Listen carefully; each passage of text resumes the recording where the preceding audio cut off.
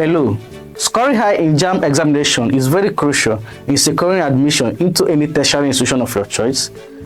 But the reality here is that only a few percentage of the candidates tend to achieve this at the end of the examination. Do you want that to be the testimony of your child? I will show you how. But before then, let's take a look at the problem on the board. A plastic sphere floats in water with 50% of its volume submerged. If it flows in glycerin with 40% of its volume submerged, the density of the glycerin is. This is taken from JAMB past question 2009, and we are given option A to D to choose. Okay? The plastic sphere floats in water with 50% of its volume, but when floating glycerin, 40% of its volume is submerged. They now ask us to calculate the density of the glycerin, right? So, one thing to note here is, what is the law surrounding when an object flows in any liquid, whether water, glycerin, right? So the law of flotation says that when an object floats, the upthrust is equal to the weight of the object.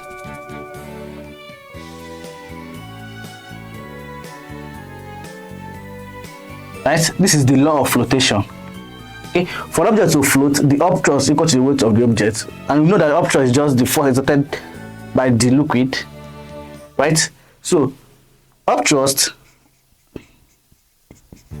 is all given as the density times the volume times acceleration due to gravity, right?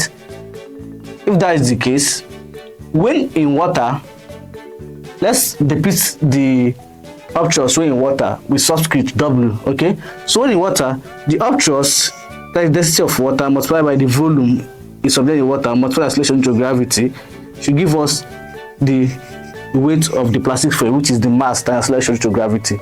Okay, and this, let's tell me this equation 1.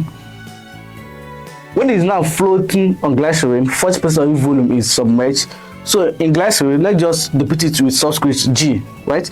That the upthrust in glycerin, that is density of glycerin, then the volume of the glycerin, that is 40% of submerged, as well as acceleration to gravity, will give us also the weight of the plastic sphere. This will give us equation 2.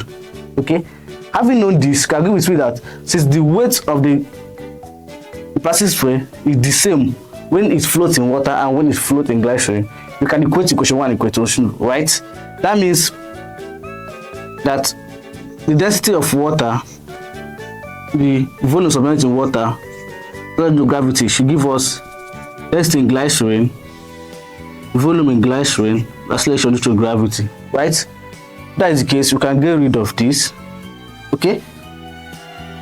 Having known this, we are now left with this. So the density of glycerin is equal to the density of water, but what are the volume submerged in water divided by the volume submerged in glycerin. Okay? Having known this, then we already know that the density of water is constant. You have to have that at your fingertips, right? The density of water is 1000 kilogram per meter cube, right? So this will give us 1000. The volume submerged in water is 50%. That 50% is 50 over 100, which gives us 0.5, right? Divided by the volume submerged in glycerin, which is 40%, is 0.4. Solving this will give us 1250. Okay? Well, you can see that the correct option is option B. So, your knowledge of the law of flotation will give you an edge in solving this particular question. You see how this whole question have now been simplified to this, how many lines of solution to arrive at our answer, right? To get more of this simplified video that will enable your child to score high and to be among the few candidates that miss it, I do recommend you get the iClass Simplified video-based UTME series, where expert tutors like me and others have done a great job by solving over 600 past questions each of the subjects. The most fascinating thing about this particular video series is that the question and the solution are structured topic by topic in consideration with the JAMB syllabus.